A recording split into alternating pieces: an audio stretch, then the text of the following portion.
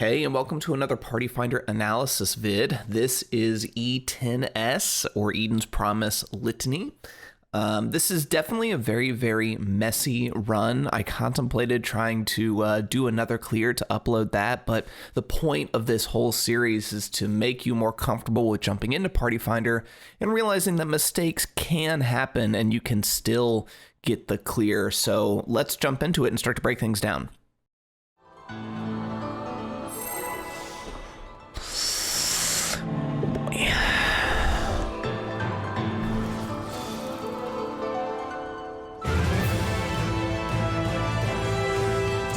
Right here, I'm placing my star down. I'm trying to place it at 9 seconds prior to the fight.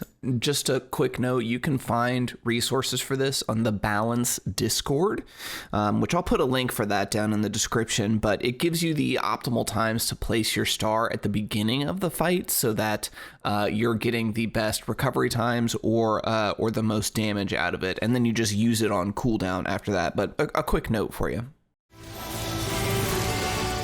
One more quick note here. One of the things that I've found really helpful in Party Finder is that the composition is always different. So unlike a static where I know exactly where my melee DPS and my range DPS are, in Party Finder, your composition will be a little bit different. So it forces you to get better at a quick analysis of your party and looking over and picking a person on the fly.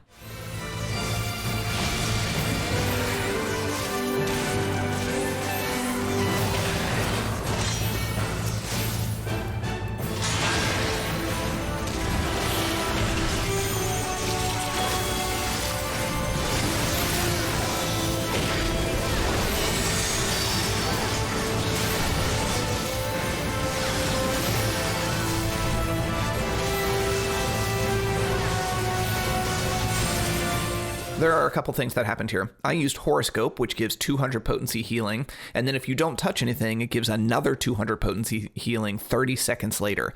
I accidentally clicked it twice, so I ended up using Horoscope and then immediately using the follow-up effect as well, essentially wasting the skill and putting it on cooldown for 60 seconds. The other thing that happened was our other healer, who is a white mage, used a size on cooldown, which is what you do, it's part of your DPS rotation, and that gives a 400 potency heal to the entire party within range. One of the things that I'm trying to get better at is understanding other healers' toolkits so that I can anticipate when they are going to naturally be using abilities to heal and top up the party, and that way we're not getting into overhealing, which is going to result in a DPS loss. This is I would say one of the smaller optimizations that we can work on at this point. If you're just going for the clear, it's not a big thing to focus on, but it is an important detail and it's a really important skill set to try and learn as it can really help down the line, especially if you're getting into a fresh prog setting.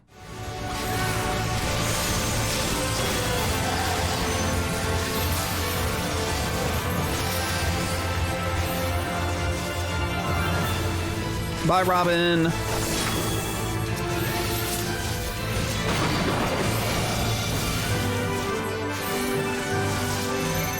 So I dropped a couple GCDs when we were getting into position for this mechanic. You see that everyone goes out to their cleave position and then moves back in to stack behind the boss.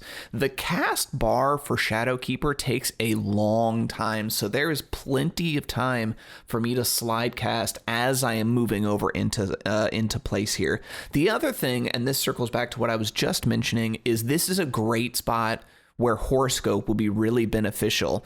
If you go back 30 seconds in the fight, and if I use Horoscope there correctly, when the first hit happens, we will get a 200 potency heal right off the bat, which just means I'm using one less resource and people are staying that much healthier in the middle of everyone taking 3 hits back to back to back. It's just another small thing to work on and to try and keep in mind.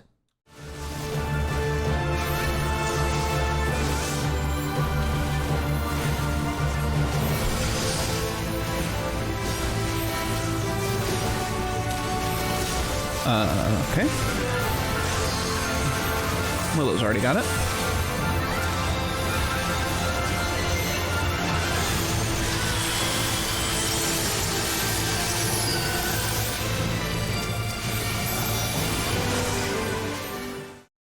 One of the things to note about this fight in particular is that there are large chunks of time where things are completely recoverable.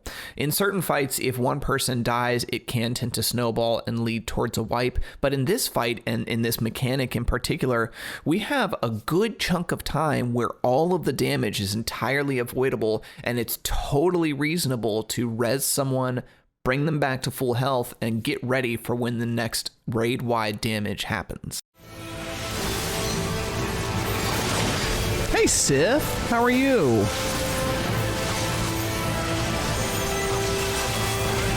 Left slash.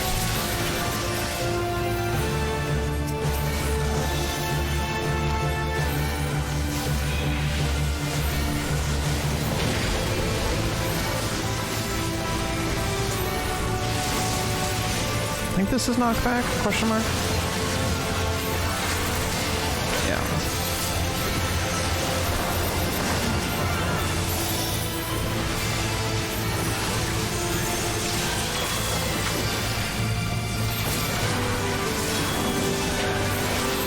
My group is east.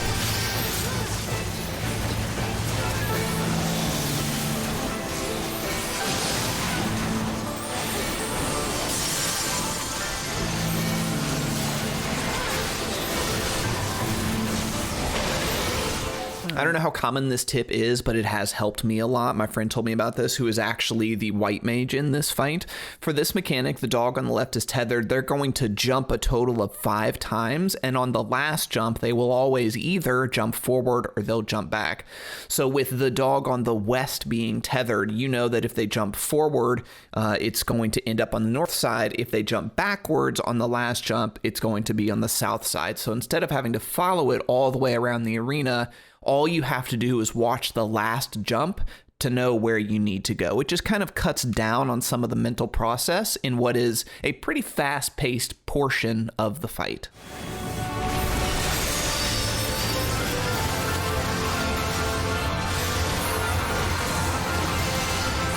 Crap. Willow beats me to every heal. Quite literally, in this fight, Willow beat me to every single heal. Every single one.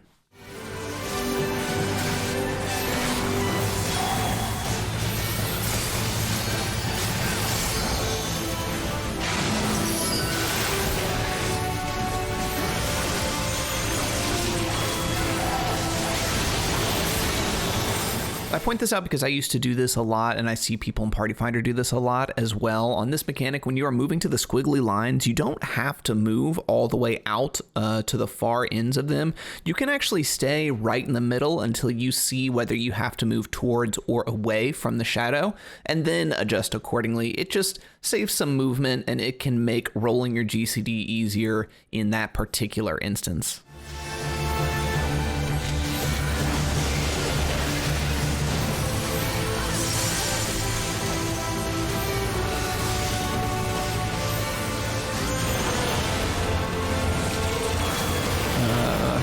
Away from the shadow.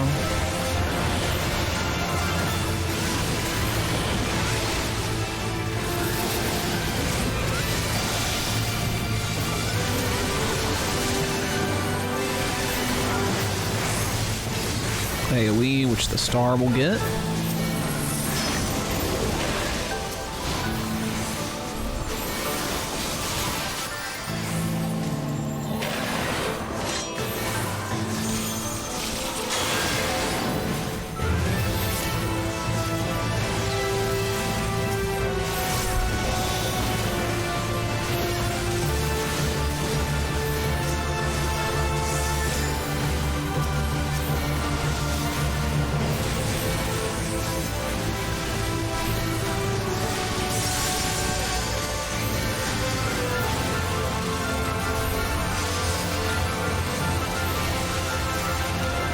Void gates.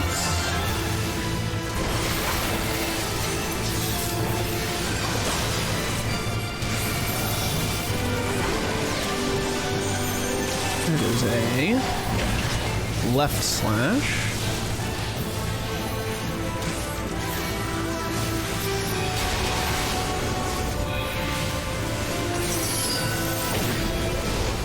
This is just a small note. I immediately rotate clockwise to the next void gate right there.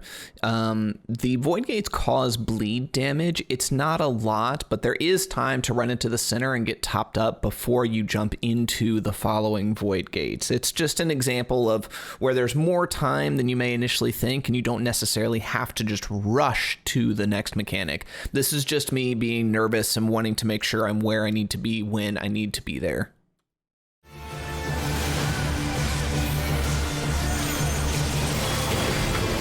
I am so sad.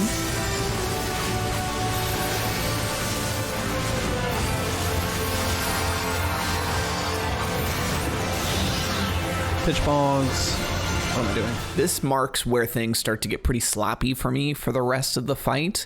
I got a little disoriented with pitch bogs and where I needed to place mine. Obviously, we made it through the mechanic okay, but at this point in the fight, when things like that start to happen, sometimes it can throw me for a loop and take me a minute to get back on balance, which is one of the things that I'm trying to work on.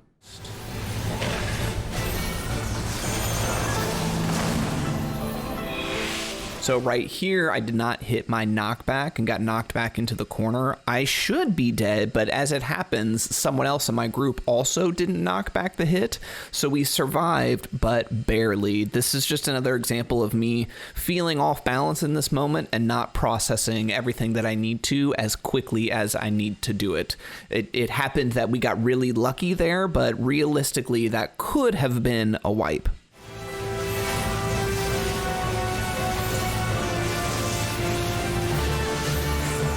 AoE coming up.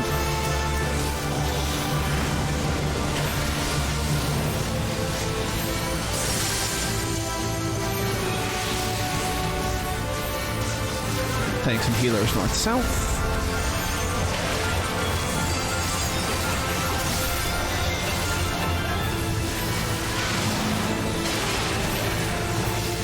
To the squiggly. To the wall. My group is east.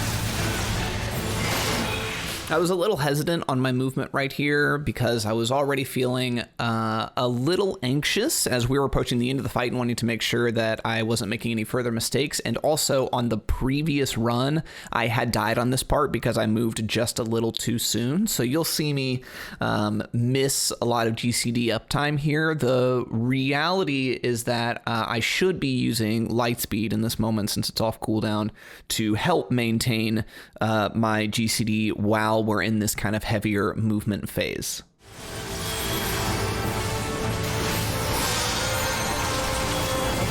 There's Willow beating me to a res again.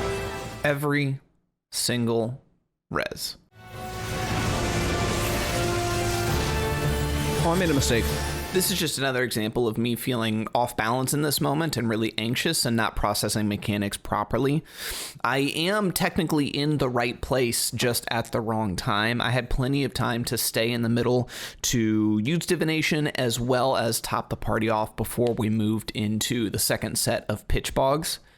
This isn't the end of the world, and I'm not trying to be overly critical on my performance of this. I'm just pointing it out as an example of things going wrong and we're still clearing the fight. You know, I'm making mistakes and I could have performed better, but we still got the clear. It didn't have to be a perfect run in order for us to beat the fight.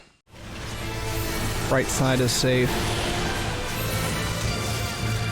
GG all.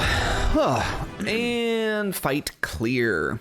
There's a lot that I'm still trying to work on in this fight. Most of it revolves around me just being calm in the moment and realizing where I am, what mechanic is coming next, and that there's plenty of time for me to get from A to B in those situations. This was definitely not an optimal fight for me. I made a lot of mistakes throughout, but that's the point of this series, right? Is to encourage you and myself, honestly, to jump into Party Finder more often and be okay with making mistakes in there every once in a while. It doesn't have to be a 100% perfect run in order to get the clear, as you just saw. Really appreciate you watching this video. If you made it this far, make sure to like and put a comment down below telling me what you think of the series. Coming up next is E11S, Eden's Promise, and Amorphosis. I will see you there.